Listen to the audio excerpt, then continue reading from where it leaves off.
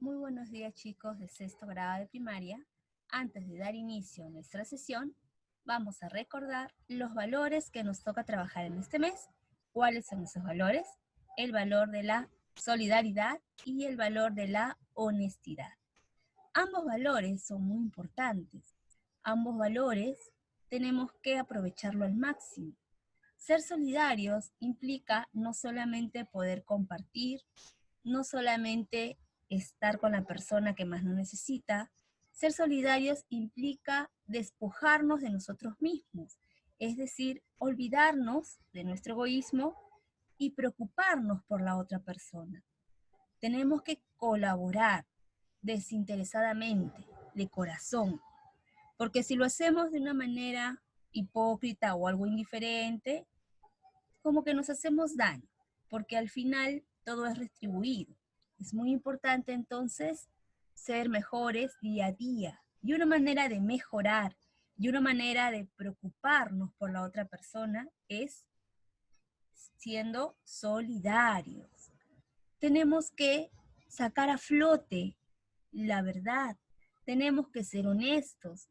Tenemos que ser sinceros, cueste lo que cueste. A veces es mucho más fácil mentir por miedo a que nos castiguen, por miedo a que nos priven de algo, ¿no? Y nos cuesta decir la verdad por miedo al castigo, por miedo al regaño, pero en el fondo nos hacemos un daño porque nos estamos mal acostumbrando. Entonces hay que desterrar aquello negativo que no nos deja avanzar. Debemos siempre procurar en mejorar. Debemos constantemente cambiar. Y una manera de hacerlo es practicando. No solamente en palabras, no solamente en teoría, que se plasme en la práctica, en las acciones. Entonces, chicos, es importante poner en práctica ambos valores. Pues muy bien, chicos, vamos a iniciar con nuestra sesión. ¿Qué es lo que estamos observando? ¿Estas imágenes se les hace familiares? Sí, por ahí escuché el cantar del mío, sí, pues muy bien, ¿no? Estamos continuando. ¿Qué parte? La primera, la segunda. ¿Qué parte? La tercera. Muy bien. Estamos iniciando la tercera parte del miocid. ¿Recuerdan ustedes cómo se llamaba el personaje principal de ese poema? ¿Cómo se llamaba? Se llamaba Rodrigo Díaz de Vivar. Muy bien. ¿Y ese personaje es ficticio o existió en la vida real?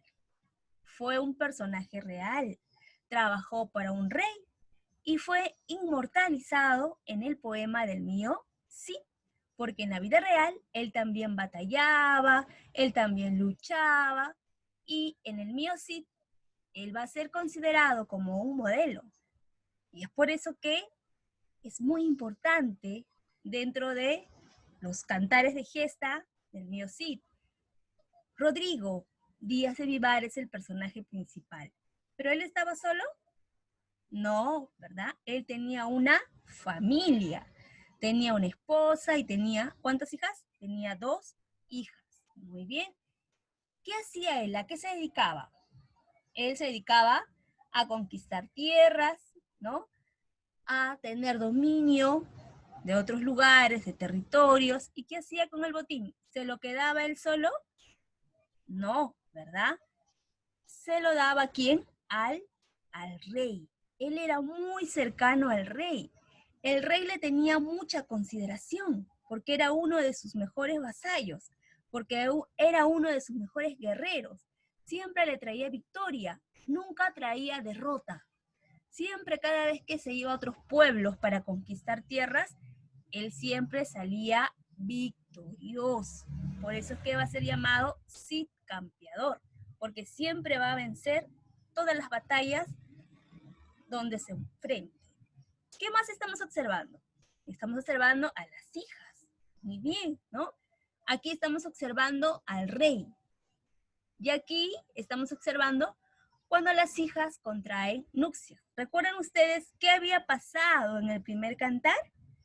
¿Qué sucedió? Si él era muy cercano al rey, si era muy allegado, el rey lo consideraba como uno de sus vasallos más favoritos. ¿Por qué es que se enemistó con el rey? ¿El rey qué cosa hizo? Lo desterró. ¿Pero por qué lo desterró? Porque a Rodrigo lo habían calumniado, ¿no? Habían dicho de que él estaba robándole al rey. Y el rey se había molestado tanto que decidió expulsarlo de su tierra. Es por eso que Rodrigo tuvo que irse. No tenía forma de demostrar que todo era calumnia, que todo era por envidia. No pudo despedirse de su familia. Su familia no podía acercarse a él. Y ninguna gente del pueblo podía acercarse a darle alguna comida, darle hospedaje o darle cualquier otra cosa, ni siquiera despedirse, porque el rey era firmemente y era muy rígido. Aquel que se atreviera a acercarse al Cid iba a ser encarcelado o iba a ser arrestado bajo pena de muerte. Eso era una ley máxima. Imagínense en esa época. Recuerden que estábamos en la época medieval y ahí el honor era importantísimo. Rodrigo se había sentido manchado en su honor. Su honor había sido pisoteado por los suelos, pero él, como era muy obediente, decidió marcharse del territorio y se va a otros lugares a seguir conquistando tierras, porque era eso lo que él hacía. ¿Qué pasaba? Eso sucedía en el primer cantar. Él se iba a las tierras, seguía conquistando, seguía peleando, seguía luchando, ¿no? Y todos los botines que él conseguía se los mandaba al rey. El rey los recibía con gratitud, pero aún sentía resentimiento, aún no lo perdonaba al Cid, ¿no? Eso había pasado todo en el primer cantar, recordemos que lo habíamos visto. ¿Qué sucede ya en el segundo cantar? En el segundo cantar, las hijas crecieron, se hicieron jóvenes, llegaron a la adultez y se enamoraron. ¿Y de quiénes se enamoraron? Se enamoraron de los infantes de Carrión, que eran unos caballeros que trabajaban también para el rey. El rey les concedió la mano de las hijas, porque recuerden que Cid estaba desterrado y no tenía ni voz ni voto, y las hijas se habían quedado al cuidado del rey. El rey, como protector, decidió darle la mano para que las hijas se pudieran casar. Pero para ese entonces, ya el rey estaba cediendo y logró perdonar al Cid. En el segundo cantar, ya el rey se reconcilia con el Cid y arman banquetes y hacen fiesta por la reunión, por el apoyo, por todos los botines que Rodrigo le mandaba al rey, y hacían un festín y un banquete inolvidable. Y es allí donde anunciaron las bodas de las hijas. Pero el Cid no estaba tan de acuerdo, porque no les caía muy bien los infantes de Carrión, veía algo sospechoso en ellos, y no se equivocó. Pero al final tuvo que aceptar porque el rey ya les había concedido la mano, y él no le quedaba opción más que aceptar, porque el rey era la máxima autoridad, y lo que él decía, nadie tenía que refutar. Entonces es así que accede a que la hija se case, las dos se llegaron a casar con los infantes de Carrión. Fueron 2 años muy felices, tuvieron una vida matrimonial de lo más lindo, pero luego suscitaron los problemas. Y ahora vamos a ver qué pasó, qué sucedió en el tercer cantar para que Rodrigo se sintiera otra vez ofendido. Porque recuerden que siempre en el cantar sucede algo, ¿no? En el primer cantar, Rodrigo es desterrado, es expulsado por calumnias. En el segundo cantar, las hijas contraen nupcias. El rey se reconcilia con el Cid. El Cid vuelve nuevamente a tener la confianza del rey. Pero ya en el tercer cantar sucede algo interesante, que es lo que vamos a ver hoy. Muy bien, ¿no? Recordemos que es uno de los cantares de gesta más famosos de la época.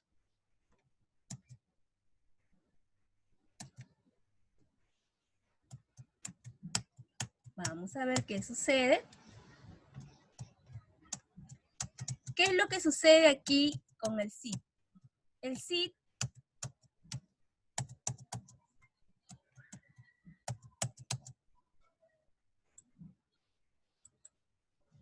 aquí, ¿no?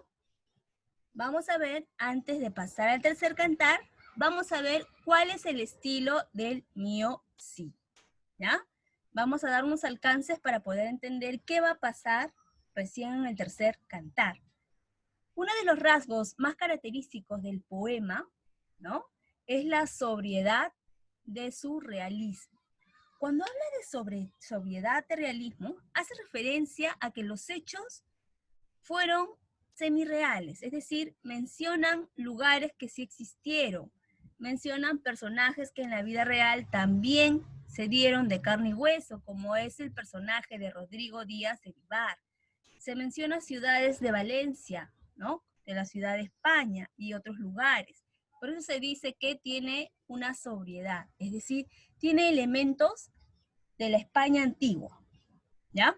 Ahora, algo muy importante que hay que resaltar dentro del estilo del mío Cid es el uso del castellano. Ellos hablaban un castellano antiguo, no como hoy que lo estamos escuchando, no como hoy que podemos entendernos, no, ellos confundían algunas letras, no tenían una pronunciación fluida, ¿ya? Tenían otro tipo de escritura, otro tipo de lenguaje. Luego lo vamos a ver, no es que esté mal escrito, sino es que en su época ellos consideraban ese tipo de gramática, ¿ya? Aquí algo muy importante, que si bien es cierto, este subgénero narrativo en el siglo XIV tuvo repercusión para otros cantares, ¿ya? Otro punto es el realismo, que ya lo habíamos anunciado, ¿ya? Porque menciona lugares importantes. Y algo característico dentro de esto es el botín que el Cid le daba al rey. Recuerden que cuando estaban enemistados, una manera de congraciarse que tenía el Cid era enviándole botines. Era una manera de conseguir su perdón. El tipo de lenguaje es arcaizante y convencional, es decir, es propio de la época, ¿ya? Algo muy interesante es el registro del estilo sublime o medieval. Un registro propio, grave, medieval, pero además de los arcaísmos, que en esta modalidad lingüística aparecen cultismos latinos, aparecen otro tipo de lenguajes, arabismos, ¿no? Es una manera, un tipo de escritura muy antiguo. En el plano fónico se aprecian aliteraciones. Las aliteraciones es un recurso literario que utilizan los poetas para darle musicalidad a los versos. A veces inventan palabras simplemente por sonidos, ¿ya? Para impactar y llamar la atención. También se dan las rimas internas y otros efectos eufónicos, muy relacionados con la naturaleza oral o semicantada que tenían estos poemas. ¿Por qué se daban este tipo de estructuras? Es decir, ¿por qué algunas palabras eran inventadas, pero sin significado propio, sino con la finalidad de causar sonoridad? Justamente porque recuerden que en aquella época la imprenta todavía no existía y todo se transmitía de manera oral. Y una manera de hacerlo más interesante, de hacerlo más didáctico, era mediante la narración.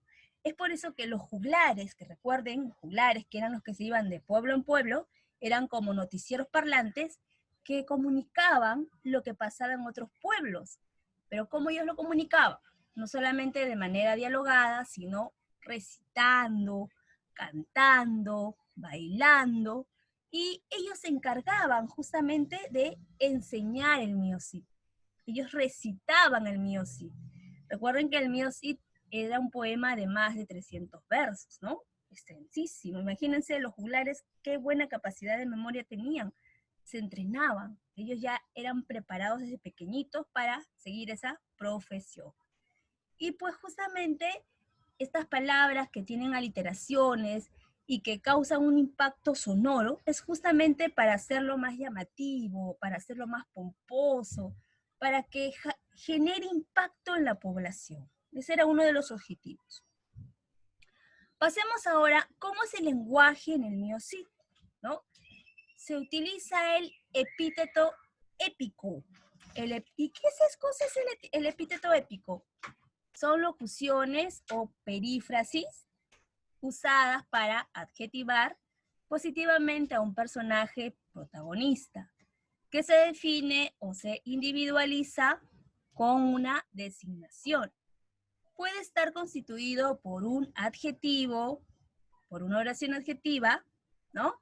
Por ejemplo, cuando se dice Cid Campeador, ya el Cid Campeador es un epíteto épico, es decir, se busca cualidades para ensalzar la grandeza de quién, en este caso del protagonista, del Cid.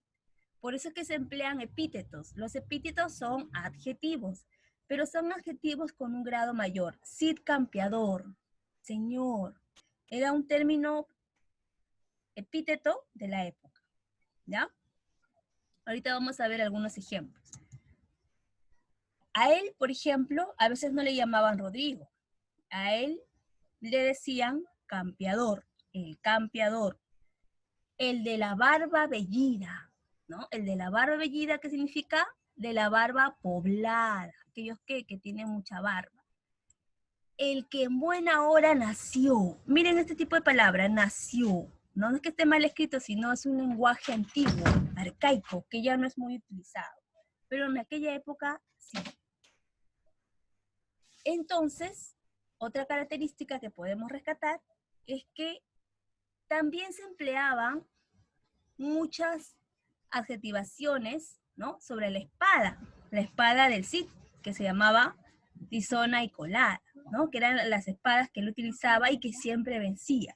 Él nunca perdía ninguna batalla, por eso era el Cid campeador, por eso era el de la barba bellida, por eso era el señor. Buscaban endiosarlo, porque él tenía características muy idealizadas. Él era un protagonista o un héroe, un caballero medieval que jamás iba a perder una batalla.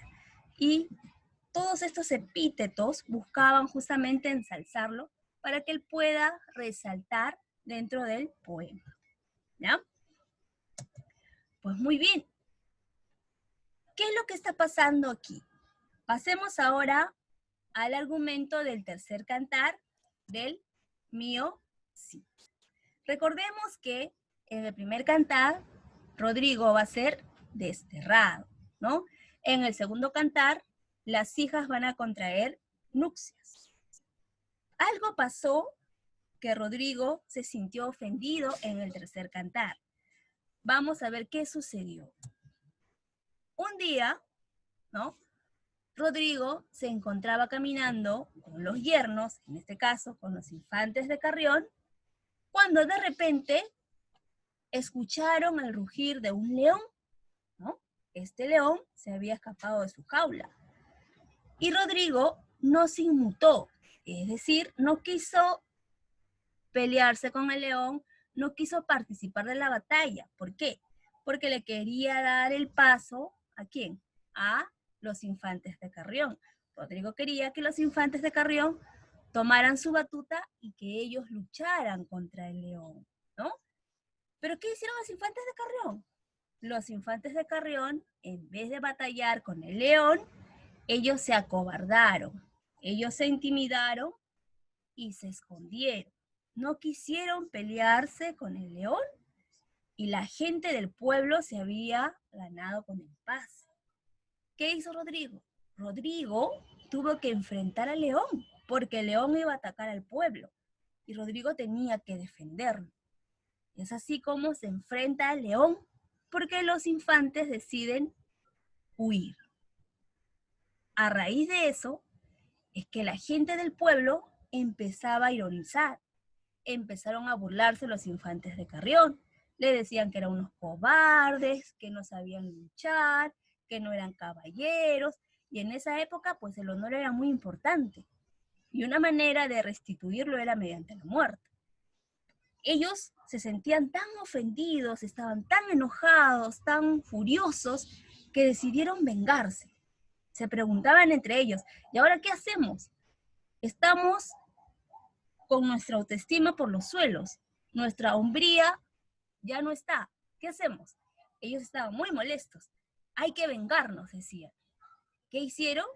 Se las agarraron con las hijas. Se fueron con las hijas, que eran las esposas, las llevaron a un parque, a un bosque, ¿no? Como eran esposos, se fueron, las amarraron sobre las sombras de algunos árboles y empezaron a darle látigos, ¿no? Las golpearon, les dieron de latigazos y las dejaron amarradas bajo la sombra de unos árboles, a las dos, a Elvira y a Sol.